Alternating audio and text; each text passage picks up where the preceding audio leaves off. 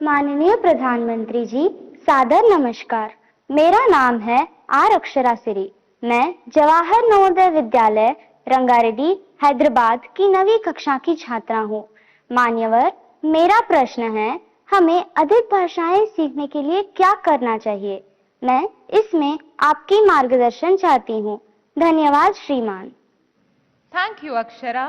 Honourable prime minister sir, इसी से मिलता जुलता प्रश्न रितिका गोडके भारत की हृदय नगरी भोपाल से आई हैं। वे हमारे साथ सभागार में हैं। रितिका, कृपया अपना प्रश्न पूछें।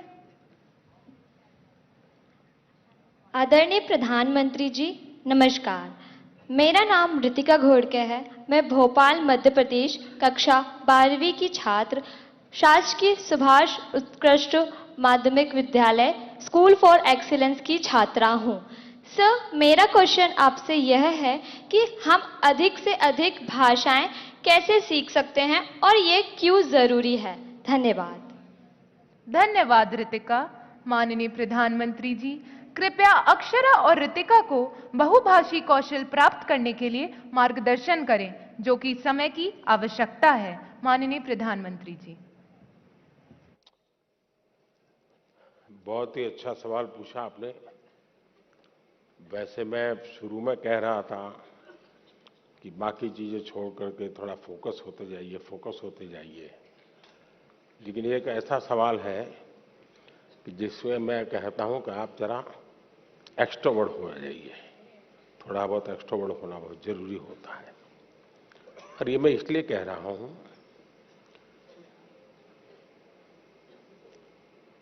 भारत विविधताओं से भरा हुआ देश है। हम गर्व के साथ कह सकते हैं कि हमारे पास सैकड़ों भाषाएं हैं, हजारों बोलियां हैं। ये हमारा रिचनेस है, हमारी समृद्धि है। हमें अपनी इस समृद्धि पर गर्व होना चाहिए। कभी कभी आपने देखा होगा,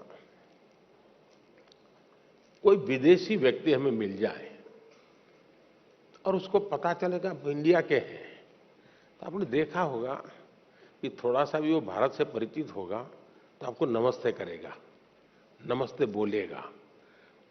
प्रोनाउंसिएशन में थोड़ा इधर उधर हो सकता है, लेकिन बोलेगा।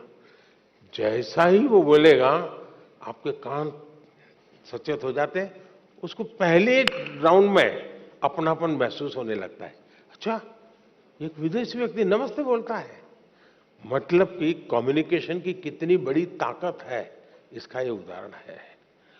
इतने बड़े देश में आप रहते हैं, आपने कभी सोचा है कि शौक के नाते, जैसे हम कभी सोचते हैं मैं तबला सीखूं, कभी मैं सोचता हूं मैं फ्लूट सीखूं, मैं सितार सीखूं, पियानो सीखूं, ऐसा मन में करता है कि नहीं करता है? वो भी एक हमारी अतिरिक्त विधा डेवलप होती है कि नहीं होती है? अगर ये होता है तो मन लगा करके अपने अड़ोस पड़ोस के राज्य की एक आध दो भाषा सीखने में क्या जाता है? कोशिश करनी चाहिए। और सिर्फ हम भाषा सीखते हैं मतलब बोलचाल के कुछ वाक्य सीख जाते, ऐसा नहीं है। हम वहां के अनुभवों का निचोड़ जो होता है, एक एक भाषा की जब अभिव्यक्ति होना शुरू होती है ना, तो उसके पीछे हजारों साल की एक अविरत, अखंड, अविचल एक धारा होती है, अनुभव की धारा होती है, उतार चढ़ाव की धारा होती है, संकटों का सामना करते हुए निकली हुई धारा होती है। और तब जाकर के एक भाषा अभिव्यक्ति का रूप लेती है। हम एक भाषा को जब जानते हैं, तब आपको उस हजारों साल पुरानी दुनिया में प्रवेश करने का द्वार खुल जाता है। और इसलिए बिना बोझ बनाए हमें भाषा सीखनी है। मैं कभी कभी हमेशा मुझे दुख होता है, बहुत दुख होता है। हमारे देश में कहीं पर कोई एक अच्छा स्मारक हो, पत्थर का बना हुआ, और कोई हमें कहे कि ये 2000 साल पुराना है, तो हमें गर्व होता है कि नहीं होता है? इतना बढ़िया चीज 2000 साल पहले थी, होता है कि नहीं होता है? किसी को भी गर्व होगा। फिर ये विचार नहीं आता है कि किस कोने में है। अरे भाई, 2000 साल पहले का ये व्यवस्था है, कितना बढ़िया बनाया है, हमारे पूर्वजों को कितना ज्ञान होगा। अब मुझे बताइए, दुनिया की सबसे पुरातन भाषा, दुनिया की सबसे पुरातन, सिर्फ हिंदुस्तान की नहीं, दुनिया की सबसे पुरातन भाषा जिस देश के पास हो, उस देश को गर्व होना चाहिए कि नहीं होना चाहिए?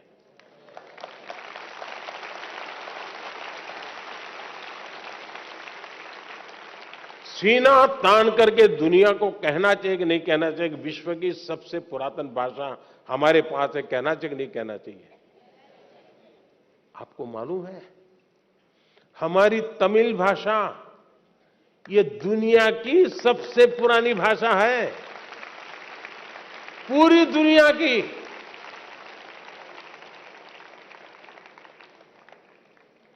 इतनी बड़ी अमानत इस देश के पास है, इतना बड़ा गौरव देश के पास है, लेकिन हम सीना तान करके दुनिया में कहते नहीं है। मैं पिछली बार जब यूनो में मेरा भाषण था तो मैंने जानबूझकर कुछ तमिल बातें बताई, क्योंकि मैं दुनिया को बताना चाहता था मुझे गर्व है कि तमिल भाषा दुनिया की श्रेष्ठ भाषा, दुनिया की सबसे पुरानी भाषा ये मेरे देश की है।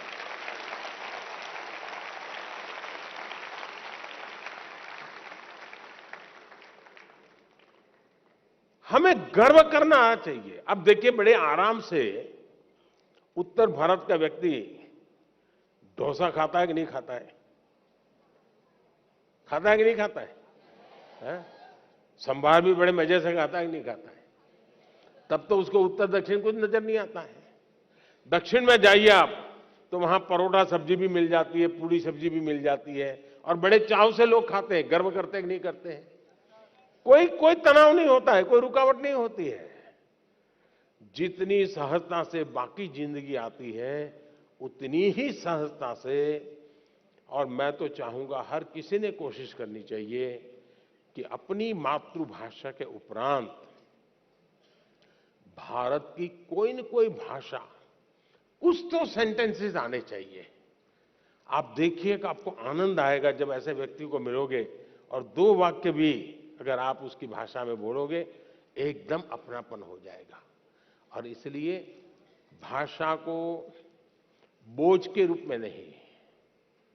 और मुझे याद है, मैं जब बहुत साल पहले की बात थी, सामाजिक काम में लगा था, तो मैंने एक बच्ची को, और मैंने देखा है कि बच्चों में भाषा को कैच करने की बड़ी गजब की ताकत होती है, हड़प कर देते बहुत तेजी से। तो मैं कभी, हमारे यहाँ कैलिको मिल के एक मजदूर परिवार था अहमदाबाद में, तो मैं कभी उनके यहाँ भोजन के लिए जाता था। तो वहां एक बच्ची थी, वो कई भाषाएं बोलती थी। क्यों? क्योंकि एक तो वो मजदूरों की कॉलोनी थी, तो कॉस्मोपॉलिटन थी। उसकी माताजी केरल से थी, पिताजी बंगाल से थे। पूरा कॉस्मोपॉलिटन होने के कारण हिंदी चलती थी। बगल में ये परिवार मराठी था,